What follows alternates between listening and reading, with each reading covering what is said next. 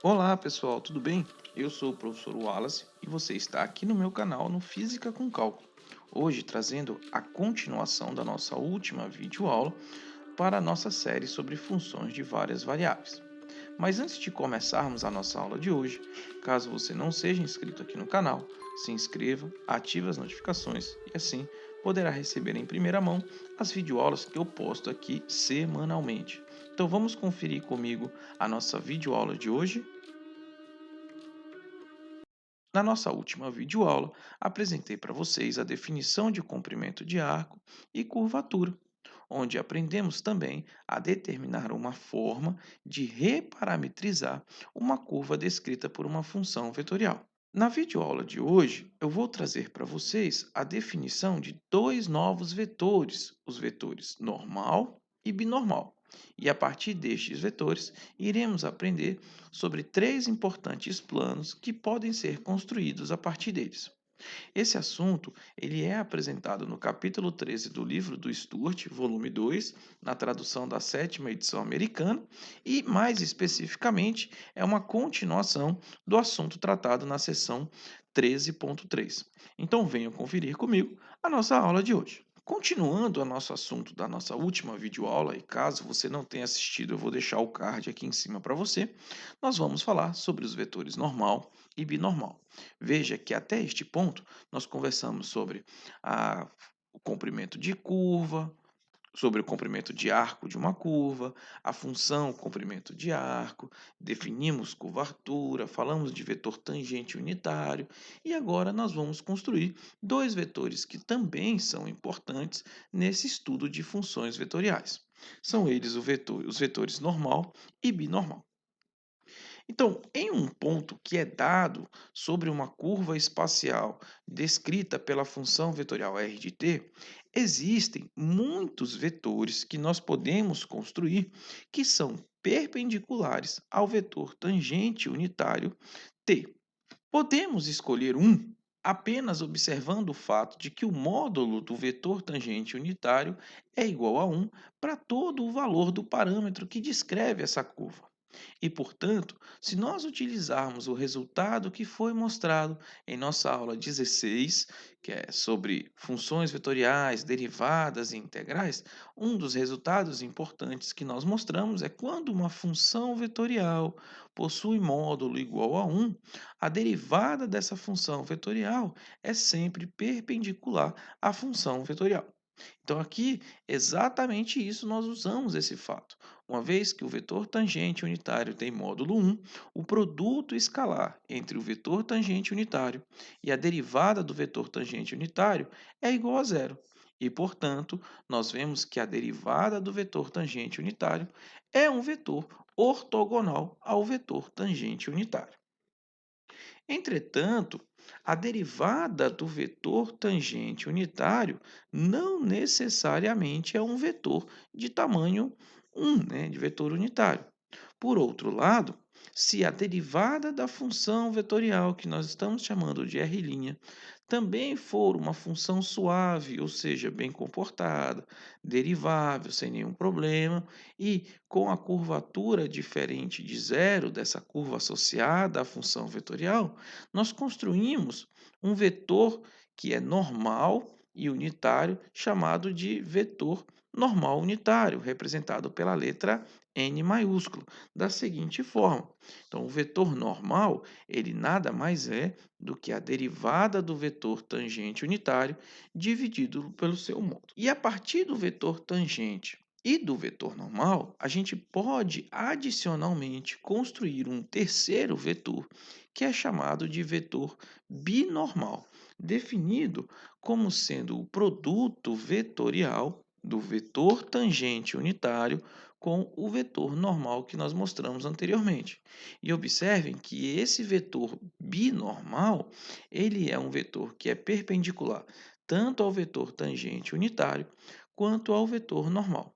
E ao conjunto desses três vetores que eu apresentei para vocês, o vetor tangente unitário, o vetor normal e o vetor binormal, esse conjunto de três vetores que são decorrentes de uma função vetorial R de t recebem o nome de triedro de Frenet, que é o triedro de Frenet. Ele foi criado por um Jean Frédéric Frenet, um professor, astrônomo, matemático e meteorologista francês.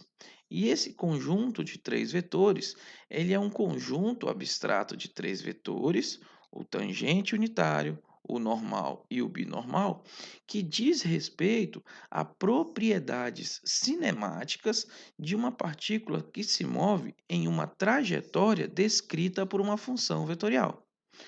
No triedro, nesses três vetores, o vetor tangente unitário, ele representa aquele vetor que é tangente à curva, então a gente pode associar o movimento como sendo uma velocidade tangencial.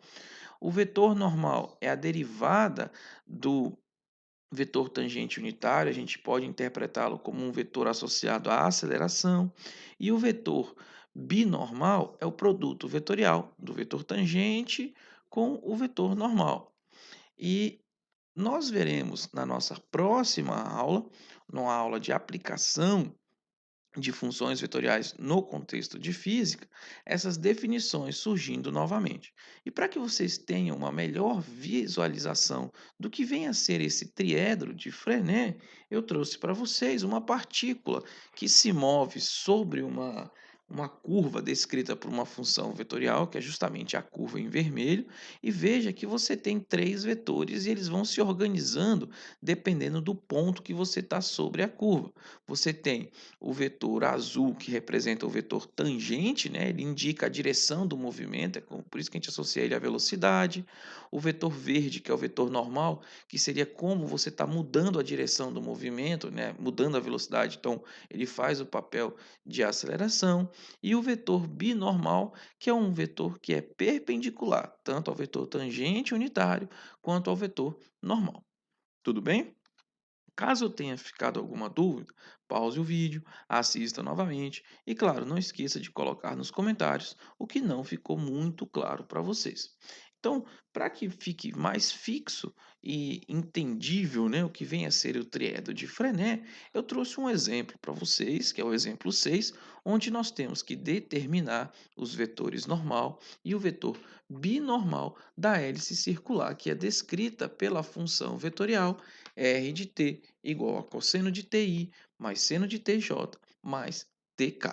Vamos inicialmente, então, determinar os ingredientes que são importantes para que a gente possa encontrar os vetores normal e binormal. Para isso, a gente calcula primeiro a derivada da função vetorial, o r' de t, onde nós encontramos que é um vetor que tem as componentes menos seno de t, cosseno de t e 1, onde nós derivamos cada uma das funções componentes. E, portanto, essa derivada da função vetorial, se nós calcularmos o módulo dela, né, a gente vai encontrar que esse resultado vai dar raiz de 2. Se você não sabe como encontrar o módulo dessa função, basta que você pegue cada uma das componentes, eleve ao quadrado, some e depois extrai a raiz. Tudo bem? Determinado a derivada, a gente pode construir o vetor tangente unitário, que é o nosso vetor t, em que ele essencialmente é o vetor derivada dividido pelo seu módulo.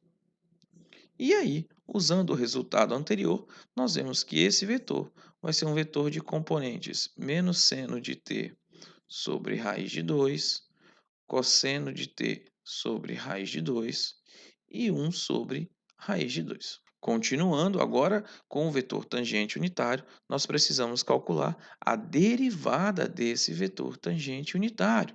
Então vamos derivar cada uma dessas componentes. E a derivada vai ficar menos cosseno de t sobre raiz de 2. A outra derivada vai ficar menos seno de t sobre raiz de 2. E a última derivada, que como é a 1 sobre raiz de 2, é uma constante, isso vai dar zero. E o módulo desse vetor, essencialmente, também vai dar 1 sobre raiz de 2. Observe que nós temos agora todos os elementos suficientes para determinar o vetor normal e o vetor binormal da hélice circular. Então vamos conferir. O vetor normal, como foi definido, ele depende da derivada do vetor tangente dividido pelo módulo da derivada do vetor tangente. E nós já encontramos ele. Então, o vetor normal ele vai ficar como sendo menos cosseno de t, menos seno de t e zero. Tudo bem, pessoal? Isso mostra para a gente que o vetor normal, em um ponto da hélice, ele é sempre horizontal e aponta em direção ao eixo z, porque as suas componentes x e y são iguais a zero, ou são negativas, enquanto que a sua componente z ela é zero. Já o vetor binormal, ele é determinado através do produto vetorial entre o vetor tangente e o vetor normal. Então, a gente constrói a nossa matriz, colocamos as componentes I, J, K. Aqui ficaria menos seno de t sobre raiz de 2, cosseno de t sobre raiz de 2, 1 sobre raiz de 2, porque são as componentes do vetor tangente, e agora na última linha a gente coloca as componentes do vetor normal que nós acabamos de encontrar, que é o menos cosseno de t, menos seno de t, e aqui é o zero. Tudo bem? E resolvendo isso, nós vamos encontrar que esse vetor binormal ele vai ser o vetor de componentes seno de t sobre raiz de 2 menos cosseno de t sobre raiz de 2, 1 sobre raiz de 2. Então, veja que para determinarmos tanto o vetor normal quanto o vetor binormal, foi necessário conhecermos a função vetorial, derivar a função vetorial, encontrar o vetor tangente unitário, encontrar a derivada do vetor tangente unitário. Então, são muitas etapas que precisam ser feitas com o devido cuidado e atenção. Mas veja que não há segredo, não há mistério. O ponto de partida é sempre a função vetorial. Então, conhecendo a função vetorial, determinar esses vetores, basicamente é você seguir essa receita que eu acabei de mostrar para você. Caso tenha ficado alguma dúvida, pause o vídeo, retorne, assista novamente e não esqueça de colocar nos comentários a sua pergunta aqui para mim. Eu vou ter o imenso prazer de vir responder, beleza? Então vamos continuar aqui. O plano determinado pelos vetores normal e binormal em um certo ponto P sobre a nossa curva, ele é chamado de plano normal da curva no ponto P. E ele é um plano que é constituído por todas as linhas que são perpendiculares ao vetor tangente. Já o plano que é determinado pelos vetores tangente unitário e normal é chamado de plano osculador da curva, no ponto P. E eu trouxe uma imagem para que vocês possam ver. Então veja que nessa imagem nós temos os três vetores. O vetor normal apontado para cima, na direção z, o vetor tangente unitário apontado na direção y e o vetor binormal apontado na direção x. Apenas disse as direções para que vocês possam se orientar, tá bom? Então vejam que quando eu pego os vetores normal e o vetor tangente, né, o vetor n e o vetor t, eles formam um plano, que é esse plano que está desenhado para vocês, e eu desenho a curva sobre esse plano. Lembrando que o vetor tangente é sempre tangente a um ponto na curva, por isso que ele está nessa direção. O vetor normal é sempre ortogonal ao vetor tangente, então por isso que ele é apontado para dentro. E o vetor binormal, ele é sempre ortogonal aos outros dois vetores, por isso a distribuição deles dessa maneira. Então veja que esse plano formado por estes dois vetores, ele é chamado de plano osculador. O nome desse plano, ele vem do latim osculum é o plano que se aproxima mais do que contém a parte da curva próxima ao ponto P.